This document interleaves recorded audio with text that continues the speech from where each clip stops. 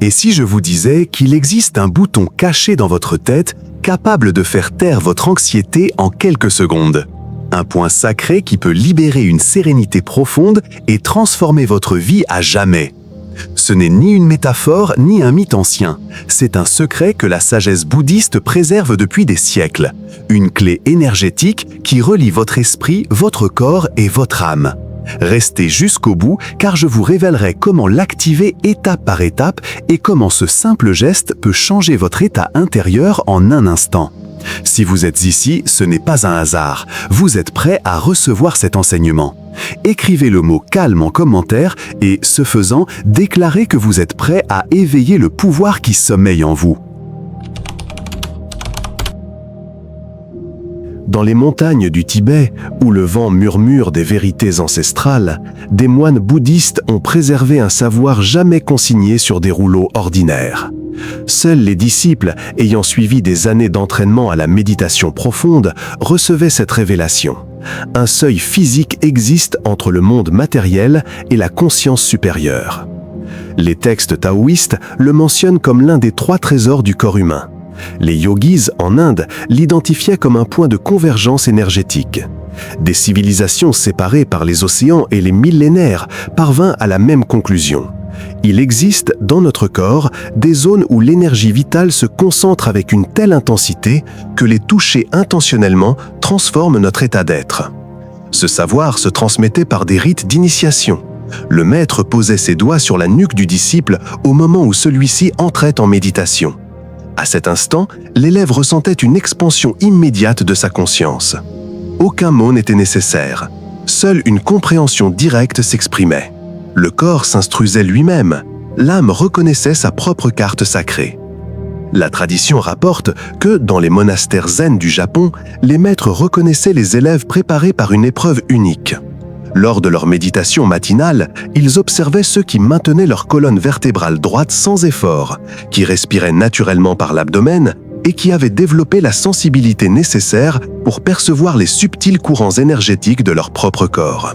C'est seulement alors, à la douce lueur des bougies, qu'ils partageaient le secret des centres énergétiques. La science moderne a mis des siècles à découvrir ce que ces sages maîtrisaient déjà. Qu'à la base du crâne se situe le centre de commande du système nerveux parasympathique, architecte de notre calme intérieur. Mais les anciens n'avaient pas besoin de termes techniques. Ils ressentaient, pratiquaient et transmettaient une expérience pure. Dans les sutras bouddhistes, on trouve un enseignement peu connu qui dit « Le chemin de l'éveil n'est pas pavé de mots sacrés, mais de l'éveil des portails dormants du corps. » Pendant des générations, les érudits ont débattu du sens de cette phrase.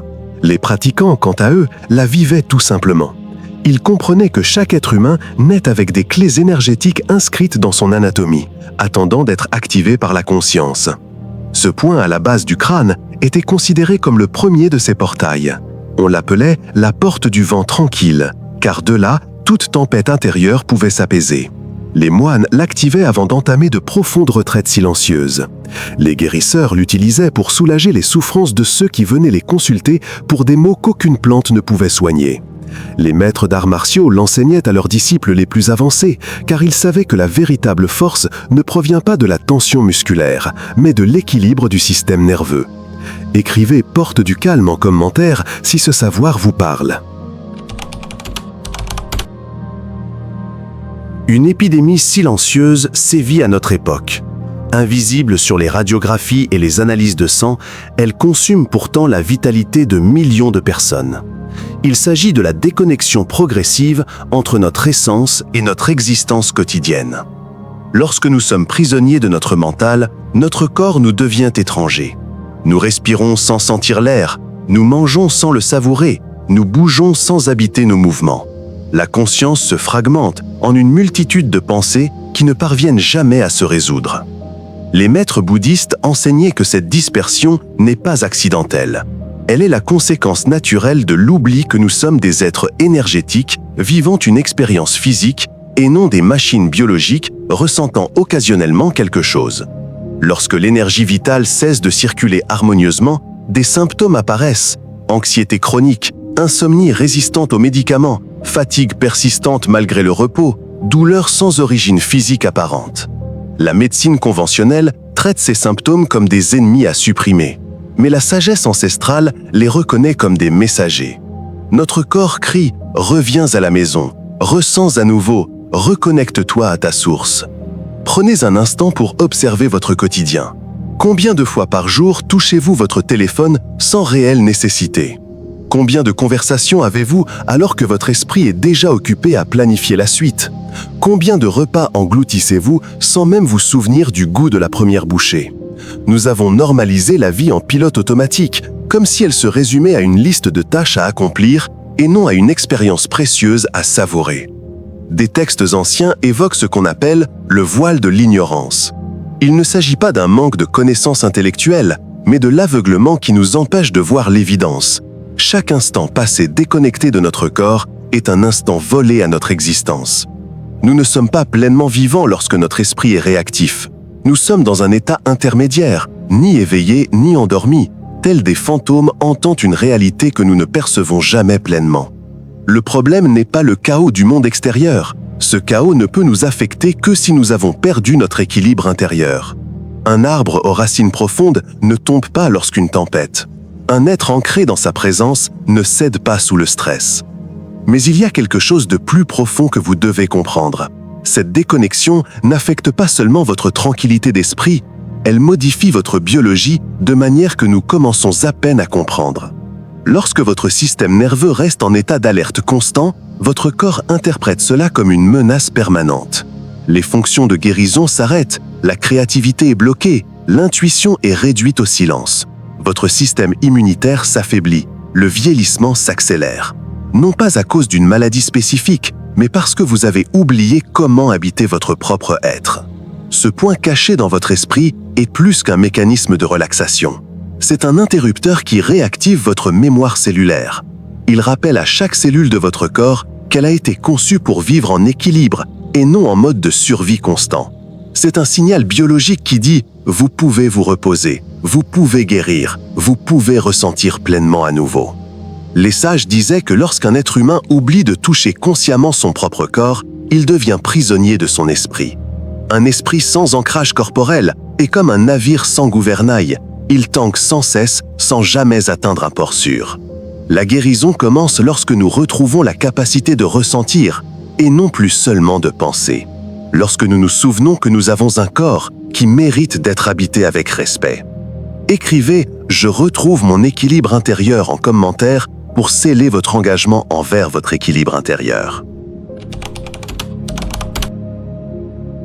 Pendant des siècles, l'humanité a cherché l'illumination dans des temples lointains, des grottes isolées, des terres sacrées à l'autre bout du monde. Nous avons dépensé des fortunes en retraite spirituelle. Nous avons suivi des gourous promettant la clé ultime. Nous avons lu des bibliothèques entières de textes mystiques à la recherche de la formule secrète de la paix intérieure.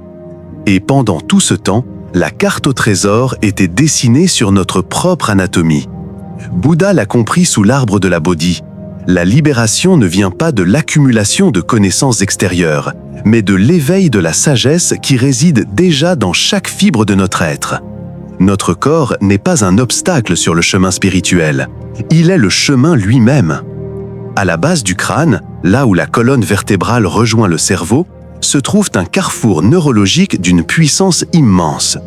C'est ici que convergent les signaux qui régulent notre respiration involontaire, notre rythme cardiaque, notre digestion, notre réaction au stress.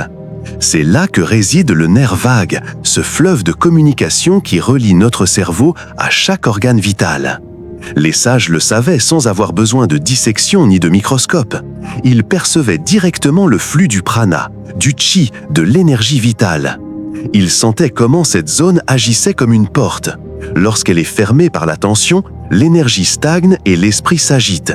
Lorsqu'elle est ouverte par une pression consciente et une respiration intentionnelle, l'énergie circule librement et la conscience s'épanouit. Il existe une histoire fascinante dans les annales du bouddhisme tibétain. Un disciple passa 20 ans à étudier les écritures, à mémoriser des mantras et à accomplir des prosternations. Il connaissait chaque texte sacré par cœur. Il pouvait débattre de philosophie avec les plus brillants érudits. Mais il lui manquait quelque chose. La paix qu'il recherchait restait insaisissable. Un jour, son maître l'appela et lui dit « Tu as cherché dans 1000 directions. Maintenant, cherche dans une seule, en toi. » Il lui montra un point à la base du crâne et lui demanda de le toucher simplement en pleine conscience pendant 100 jours, sans autre pratique. Le disciple, perplexe mais obéissant, suivit ses instructions. Le 30e jour, quelque chose changea. Pour la première fois depuis décennies, elle sentit que son corps n'était plus un fardeau, mais un allié dans son éveil. Au 60e jour, son esprit commença à s'apaiser sans effort pendant la méditation. Au 100e jour, elle comprit ce qu'aucun livre ne lui avait jamais enseigné. L'éveil n'est pas un concept à saisir, mais un état à incarner. Nul besoin de se rendre dans un lieu sacré, nul besoin d'années de formation monastique. Le portail vers votre calme intérieur est à portée de main. Il l'a toujours été. Votre seule tâche est de vous en souvenir. Chaque fois que vous portez votre attention et votre contact physique à ce point, vous accomplissez un acte d'alchimie intérieure. Vous transformez l'énergie dispersée en une présence concentrée. Vous convertissez le tumulte mental en un silence sacré. Vous vous souvenez, au sens le plus littéral, de qui vous êtes lorsque vous cessez de vous identifier à vos pensées. Les textes anciens évoquaient les 5 poisons de l'esprit: l'attachement, l'aversion, l'ignorance, l'orgueil et la jalousie. Des décennies de pratiques spirituelles étaient consacrées à transcender ces états. Mais les enseignants les plus avancés ont fait une découverte révolutionnaire. Ces poisons perdent leur pouvoir lorsque le système nerveux est équilibré.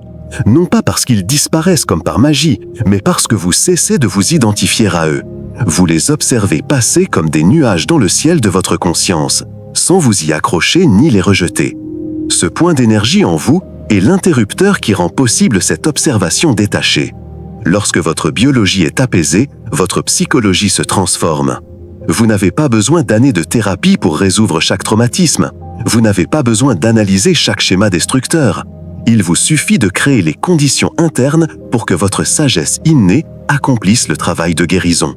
Écrivez « Je me souviens de mon pouvoir » en commentaire si vous sentez quelque chose s'éveiller en vous. Nous allons maintenant passer de la théorie à la pratique. Il ne s'agit pas d'un simple exercice de plus. C'est une pratique initiatique, une rencontre avec soi-même qui transforme votre relation à votre être.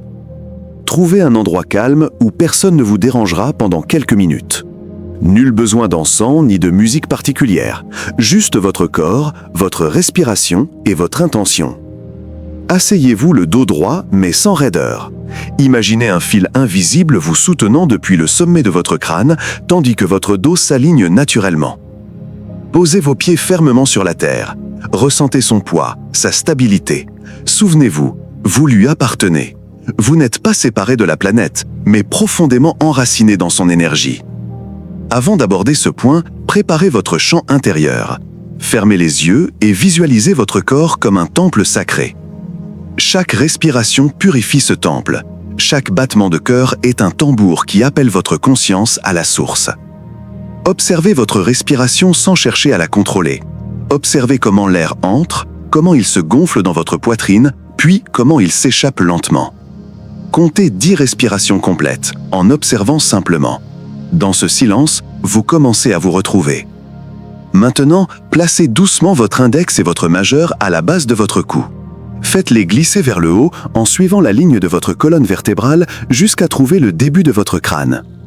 Là, dans ce petit creux naturel à la base de votre cou, se trouve le point sacré. Posez vos doigts dessus sans appuyer. Sentez simplement. Percevez la chaleur, le pouls, la vie qui bat sous votre peau. Vous touchez une porte ancestrale, une porte qui a toujours été là, attendant d'être redécouverte. Lorsque vous vous sentez prêt, commencez le cycle d'activation consciente. Inspirez profondément par le nez pendant 4 secondes en remplissant d'abord votre abdomen, puis votre poitrine. En inspirant, appuyez sur le point avec une douce fermeté. Il ne s'agit pas de forcer, mais d'y porter attention. Imaginez qu'à chaque inspiration, un courant d'énergie dorée s'élève de la terre, parcourt vos jambes, votre colonne vertébrale et se concentre juste sous vos doigts. Retenez votre respiration pendant 3 secondes. À ce moment précis, dessinez de petits cercles avec vos doigts. Visualisez une lumière dorée se répand de la base de votre crâne à travers votre tête, le long de votre cou, de vos épaules et de votre poitrine. Ressentez comment cette énergie éveille quelque chose de dormant, d'ancien, profondément enfoui en vous. Expirez lentement par la bouche pendant 6 secondes, comme si vous libériez une brume dense. Relâchez la pression sans perdre le contact. Imaginez que ce qui vous quitte, ce sont les tensions, les soucis, les pensées dont vous n'avez plus besoin. Votre corps se détend, votre mâchoire se relâche, vos épaules s'affaissent, votre esprit s'apaise. Répétez ce cycle 7 fois. Inspirez en appuyant, retenez votre respiration en dessinant des cercles, expirez en relâchant. Lors du premier cycle, vous établissez le contact. Votre corps commence à écouter. Au deuxième cycle, une sensibilité se manifeste, une légère chaleur, un picotement, une vibration. Au troisième, vous ressentez une expansion. Votre respiration s'approfondit, votre nuque se détend, votre poitrine s'ouvre. Au quatrième cycle, l'esprit s'apaise. Les sons extérieurs sont toujours présents, mais ils ne vous obstruent plus. Au cinquième, les pensées s'allègent. Elles se dissipent comme des nuages dans un ciel clair. Au sixième, vous entrez dans le moment présent sans effort. Vous ne cherchez rien à faire. Vous êtes tout simplement. Et au septième cycle, le calme devient une lumière intérieure. Vous êtes pleinement éveillé et profondément détendu simultanément. Restez ainsi quelques instants de plus sans encore ouvrir les yeux. Ressentez l'écho de cette énergie dans votre corps. Remarquez comme votre respiration est devenue plus lente, plus ample. Votre esprit plus ouvert, votre cœur plus calme. Ce moment de silence fait partie du rituel. C'est l'espace où l'énergie se stabilise, où le corps intègre ce que l'âme vient de se rappeler. Lorsque vous vous sentez prêt, prenez une dernière grande inspiration. Et en expirant, exprimez votre gratitude intérieure pour ces retrouvailles avec vous-même. Écrivez en commentaire « J'active mon portail de calme » et par ces mots, déclarez à l'univers que vous avez ouvert la porte de votre sérénité intérieure. Ce que vous venez de vivre n'est pas une simple relaxation. Vous avez initié une reconnexion avec votre système nerveux autonome, cette partie de vous qui fonctionne en dehors de votre contrôle conscient, mais qui réagit à une intention ciblée. En activant ce point par une respiration dirigée, votre corps réagit. Il produit le neurotransmetteur du calme, réduit le cortisol et synchronise son rythme cardiaque et sa respiration. Votre organisme tout entier entre dans un état d'équilibre naturel. Mais les maîtres anciens savaient que cela va au-delà de la biologie. Vous touchez votre corps énergétique, cette dimension subtile que la science ne peut pas encore mesurer, mais que l'âme perçoit. Dans les traditions orientales, ce point est celui où les canaux lunaires et solaires s'équilibrent, permettant à l'énergie vitale de circuler librement. Avec une pratique régulière, un phénomène mystérieux se produit. Vous n'avez plus besoin de vous en souvenir, votre corps le réclame. Vous ressentez une attirance naturelle pour ce rituel. C'est votre organisme qui reconnaît que vous avez trouvé une véritable clé pour prendre soin de vous. Et avec cette pratique, les changements commencent. Le sommeil devient plus profond, l'esprit plus clair, la digestion facilitée et les douleurs s'atténuent. Votre concentration s'accroît. Votre créativité et votre intuition s'épanouissent naturellement. Votre rapport à la vie change également. Ce qui vous irritait autrefois vous laisse désormais presque indifférent. Non pas parce que vous refoulez vos émotions, mais parce que vous ne réagissez plus par peur. Vos relations deviennent plus harmonieuses, vous écoutez davantage, vous répondez moins. Et surtout, vous retrouvez votre souveraineté intérieure. Vous créez un espace entre le stimulus et la réponse. Et dans cet espace, vous découvrez votre véritable liberté. Les moines disaient « Celui qui maîtrise sa respiration à la base du crâne maîtrise son destin ». Chaque fois que vous touchez ce point, vous vous souvenez que le corps, l'esprit et l'âme ne font qu'un. Cette pratique ne vous sépare pas du monde, elle vous y ancre plus profondément. Vous apprenez à vivre à partir d'un centre imperturbable, tel un lotus qui pousse dans la boue sans se salir. Et ce n'est que le début. Votre corps abrite de nombreux portails sacrés. Mais celui-ci, à la base de votre crâne, est la porte d'entrée. Si vous pratiquez cela pendant 40 jours, quelque chose change à jamais. Votre être retrouve un nouvel équilibre. Le calme cesse d'être un état passager et devient votre état naturel. Pour sceller cette transformation intérieure, écrivez « J'éveille mon énergie sacrée » en commentaire. Si vous êtes arrivé jusqu'ici, ce n'est pas par hasard. Ce message vous a trouvé car votre âme l'appelait. Chaque respiration consciente, chaque contact avec ce point caché vous rapproche de la sérénité qui a toujours été en vous. Ne cherchez pas plus loin, le temple est en vous. Abonnez-vous et rejoignez cette communauté d'âmes en éveil. Nous y partageons des pratiques ancestrales, une sagesse oubliée et des rituels qui transforment de l'intérieur. Souvenez-vous de cette vérité. Votre vie ne change pas lorsque le monde extérieur s'apaise. Elle change lorsque vous éveillez le pouvoir caché qui a toujours été en vous. Appuyez, respirez et éveillez votre énergie sacrée.